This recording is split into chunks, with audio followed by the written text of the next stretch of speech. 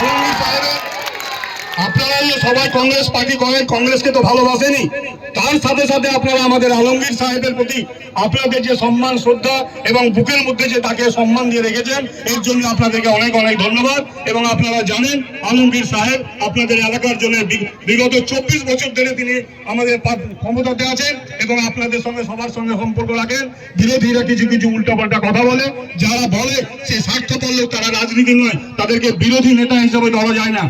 আখিল আক্তার আপনাদের কাছে আছে, তার নাম বলে বলছি, আপনারা চিন্তা করে দেখুন, আজকে 2009 থেকে 2024 পর্যন্ত আজ পর্যন্ত 4 বার সে বিধানসভা ভোটে জিতলো, বিধানসভা ভোটে লড়াই করেছে, একবার জিতেছে, বাকি প্রতিবার সে বিভিন্ন রকমের পার্টি থেকে করেছে।